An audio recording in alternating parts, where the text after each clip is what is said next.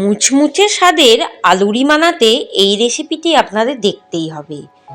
যেমন মুচমুচে তেমন টেস্টি।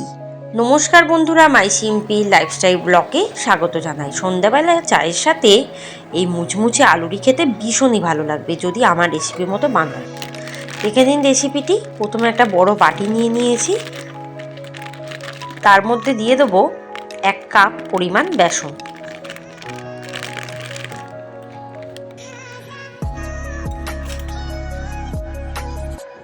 দিয়ে দেবো 1/2 কাপ চালের গুঁড়ো, 1 টেবিল চামচ হলুদ গুঁড়ো, চিলি ফ্লেক্স পরিমাণ মতো, নুন পরিমাণ মতো ওই 1 চামচ,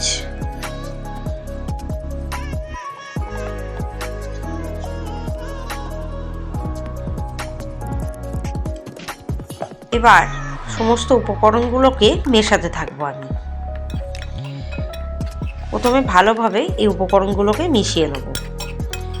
তারপর একটু একটু করে জল অ্যাড করে আমি এটাকে গুলতে থাকবো। খুব বেশি ঘন না হয়, খুব বেশি পাতলা না হয়,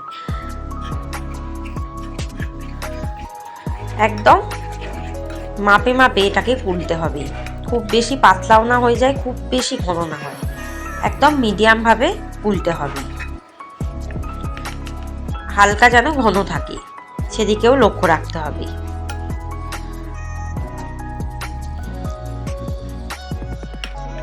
প্রয়োজনে জল অ্যাড করতে হবে। মোটামুটি 1/2 কাপ জলে গোলা হয়ে যাবে। খুব ভালো মতো ফেটিয়ে ফেটিয়ে এটাকে একদম স্মুথলি পেস্ট বানাতে হবে। গোলাটা যাতে খুব ভালোভাবে স্মুথলি হয়। এবার আলুগুলোকে চাকা চাকা করে কেটে দিয়েছি খোসা সমেত। ভালোভাবে কিন্তু ধুয়েও দেবে। এরপর দেখুন বেশ ঘন ঘনভাবে আমি ব্যাটারটা তৈরি করেছি। এবার আলুগুলোকে ডুবিয়ে দেব।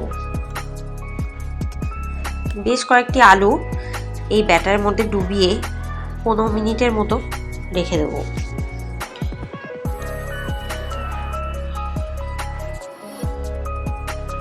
তাহলে ভাজাটা ভালো হবে। এরপর কড়াই দিয়ে দেবো 1/2 কাপ সাদা তেল। তেলটা ভালো মতো গরম করে নেব। তারপর কিন্তু একদম পুরো ব্যাটারের সাথে দিতে থাকবো চামচের সাহায্যে। আঁচটাকে এই সময় কমিয়ে দেবো, তাহলে আলুটা কিন্তু কাঁচা আছে যেহেতু ভাজাটা ভালো হবে, মুচমুচে ভাব আসবে। খুব লাল লাল করে ভাজতে হবে, তবে না মুচমুচে হবে। আঁচটাকে কমিয়ে রেখে ভাজলে কিন্তু ভাজাটা ভালো হবে আর ভেতরের আলুটাও সিদ্ধ হয়ে যাবে। এরপর আস্তে করে উল্টে দেবো।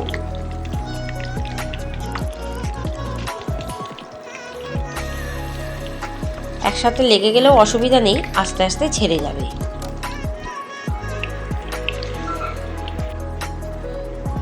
এভাবে চায়ের সাথে কিন্তু এই টাটা বানিয়ে নিতে পারেন।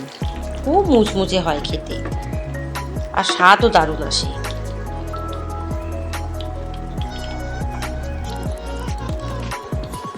আস্তে করে উল্টে পাল্টে একদম ভালোভাবে লাল লাল করে ডিপ ফ্রাই করে নেব। তাহলে আলুটা কী হবে, সিদ্ধ হয়ে যাবে, বেশ মুচমুচে ভাবও আসবে।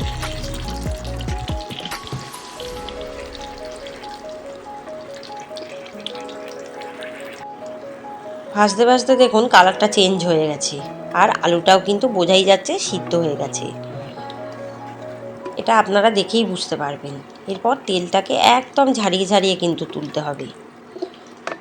প্রায় 15 মিনিট হাতে সময় রেখে ভাজতে হবে। এটা কিন্তু ভালোভাবে ভাজা হলে তবেই খেতে ভালো হবে আর আলুটাও সিদ্ধ হয়ে যাবে। এরপর একদম তেলটাকে ঝাড়িয়ে ঝাড়িয়ে তুলব। বাকিগুলোও ঠিক এভাবেই ভেজে নেব। চায়ের সাথে এভাবে পরিবেশন করুন, দেখবেন দারুণ স্বাদ হবে। আর এই রেসিপিটি বারবার বানিয়ে খেতে ইচ্ছা হবে। বাকিগুলো ঠিক একইভাবে ভেজে নেব। কারা কারা এরকম চায়ের সাথে ভাজাভুজি খেতে পছন্দ করেন আমাকে কিন্তু কমেন্টে জানাবেন। আর নতুন নতুন রেসিপি আপনাদের জন্য ওয়েট করে আছে, তাই চ্যানেলে চোখ রাখুন। চ্যানেলটিকে দয়া করে সাবস্ক্রাইব করুন আর পাশে থাকা বেল আইকনে ক্লিক করুন।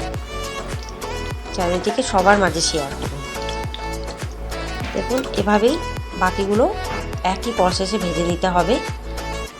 আগেই বললাম যত ভালোভাবে ভাজা হবে তত কিন্তু টেস্ট ভালো হবে, আলুটাও সিদ্ধ হয়ে যাবে। আঁচটাকে কমিয়ে রেখে একটু সময় ধরে ভাজবে, দেখবেন ভাজাটা এতে খুব ভালো হবে। যে কোনো ভাজার ক্ষেত্রে আঁচটাকে কমিয়ে রেখে ভাজলে কিন্তু ভাজাটা খুব ভালো হয়, আর ভেতরের জিনিসগুলো পুড়ে যাওয়ার সম্ভাবনাও কম থাকে। আস্তে করে এগুলো উল্টে পাল্টে দেব। বাকিগুলো ঠিক একই প্রসেসে আবারও ভেজে নিতে হবে।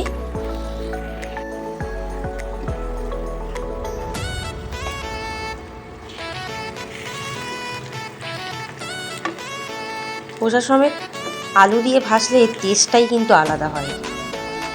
আমার কথা বিশ্বাস করতে হবে না, নিজেরা বানিয়ে খেয়ে দেখুন, তাহলেই বুঝতে পারবেন। ভালো থাকবে, সুস্থ থাকবে, সাবধানে থাকবেন। অবশ্যই আমার রেসিপিটি বানিয়ে পরিবেশন করবেন, প্রশংসা পাবেনই পাবেন। এবার আমি সার্ভ করে দেবো চায়ের সাথে। ধন্যবাদ।